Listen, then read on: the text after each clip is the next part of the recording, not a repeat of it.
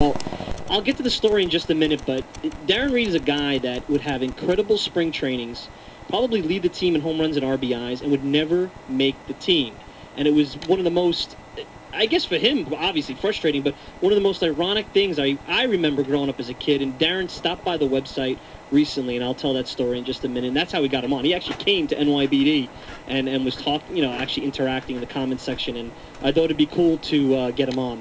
After Darren, we're going to get Frank Puglieri of AOL Fan House. Lots going on. Obviously, Cliff Lee signing with the Phillies has had a ripple effect. Zach Greinke now with Milwaukee. So what are the Yankees going to do with their rotation?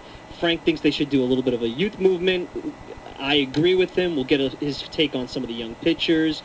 This whole Russell Martin's going to be the starting catcher, and it appears that Jesus Montero will be sent back to AAA at this point.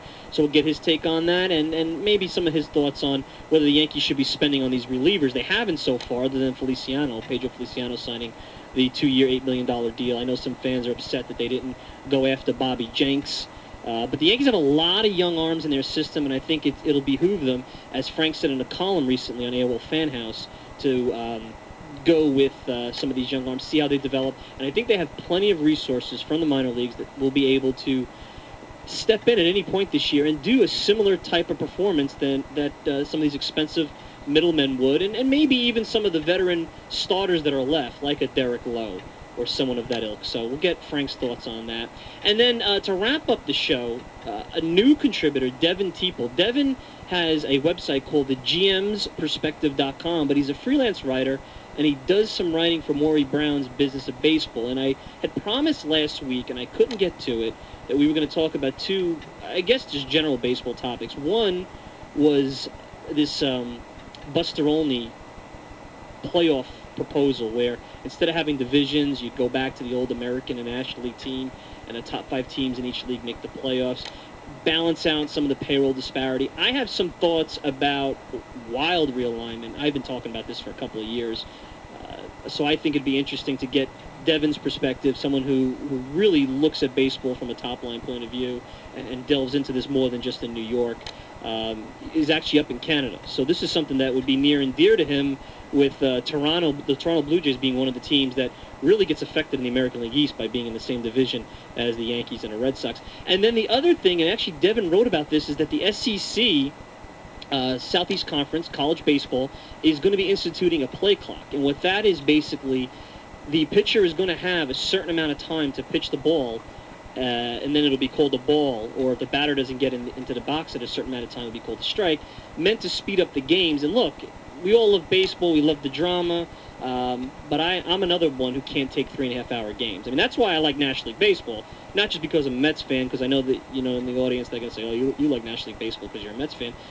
I'm okay with the DH and things like that. I've even proposed it for the National League, but it does slow down the game because of the runs. You got many more pitching changes that could be made for the simple reason that you don't have to worry about double switching or the pitcher coming up. And look, we're in a generation of fans, especially fans that are up and coming, that want things kind of in the 2 hours or less time frame. Attention spans are not what they used to be. So this play clock, will that speed up games? Could we get games back to where they were in the late 70s, where I guess you would be about 2 hours and 30 minutes? Now you're about average time 2 hours and 57 minutes. Could you knock off a half hour? Obviously, commercials and things of that nature have played a part in this, and I know the SEC is not the American League or the National League, but it's still an interesting concept, so we'll get that point of view from Devin. And then if we have time, and I don't know if we're going to have time because we're up against the hour here. We have to get off at 11. This isn't the podcast. I'll give you, and it's coming out on the site tomorrow, so if you're waiting with a bated breath for my Hall of Fame ballot, I have it. I have 2 pages worth with who I'm going to be selecting and who I'm going to be snubbing. And let me tell you something. I think there might be one well, there'll actually be a couple controversial ones. So, we have that going on. But I think we're going to try to get Darren Reed here on the air. Let's see. We got Adam working on here, and we're trying to get down. We got Darren Reed. Are we having some technical difficulties here? Absolutely no technical difficulties. You got him on. He is a jovial, jocular feller. Let me tell you something. You might be you're talking to a man that almost made the New York Mets. You get the best job in the business. You're making friends there in the back room. I just spoke to Jim Duquette. I mean, come on. Jim's a great guy, by the way. He is a great guy. I mean, Jim. I'll tell you what. And before I know Darren's on hold. I don't want to make this long.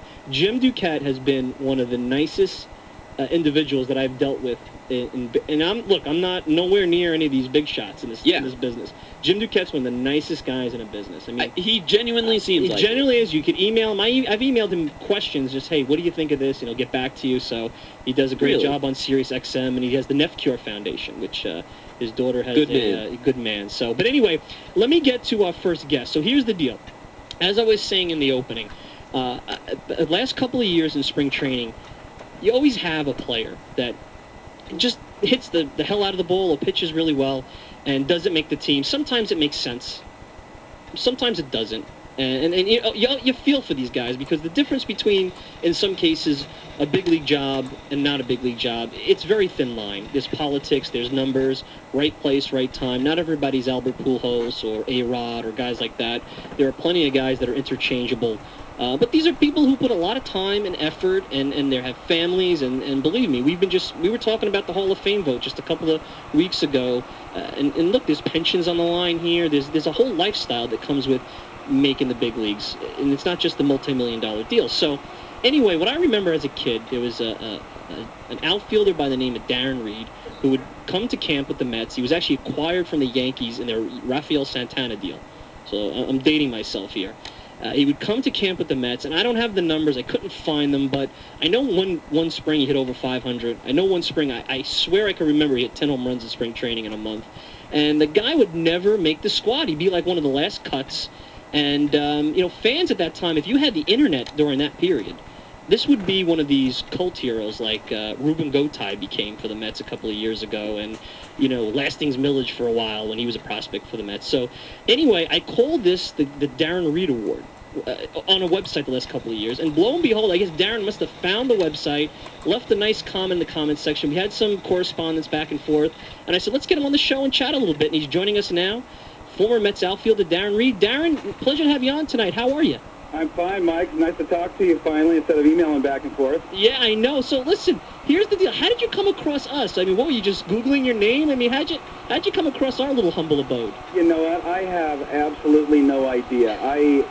For some reason, I Googled my name, and then it just popped up, and it said Darren Reed. There's different Darren Reeds on there, and then Darren Reed Facebook and all that, and I don't have a Facebook account, but it said Darren Reed a spring training award or something. Right. And I was like, what? I'm like, no, what is this? So that's why I went to it, and I'm like, oh, check this out. I appreciate you when you emailed me. You said, I hope you're not offended by it. And I was like, well, no, of course not. No, I got a kick out of it. I thought it was great, and because I put a lot of work into that. Right. There's a website called the Ultimate Mets Database, and I'll have to email this to you because basically it's every single Met that ever played. They put your stats up there, and they have a pretty cool section which is fan memories, and fans get to write basically their remembrances of any Mets player, and you're in there. And sometimes it could be hard because you'll read some fans who always could be jerks and say some things, but it's interesting. Someone actually outlined and did a pretty good job of basically saying they followed your career. And I didn't realize you started out as a catcher. You converted to an outfielder. You were actually, from this gentleman's point of view, I guess he saw you play in the minors, were a pretty good outfielder. And, you had those springs where you almost made it. And I guess the toughest break for you is when you get traded from the Mets. It looks like you're going to make the Expos. And then Alejandro Pena breaks your hand. I actually remember that. I forgot, but I remember that. And that was probably a frustrating time for you. It seems like you never were able to get a break. You either hit well, and then you finally get traded. You're going to make the Expos a good team. And, you kind of run into your old team, and they kind of hurt you again. I mean, it's almost cruel fate in some ways. Yeah, that was really, I don't really know how to explain that. Getting traded from the Mets and going to the Expos. And one thing, Buck Rogers was the manager at the time, and when I was traded over there, he goes, well, I know this is nothing like the Mets, and I mean, I was just like, yeah, you're right. I'm like, oh,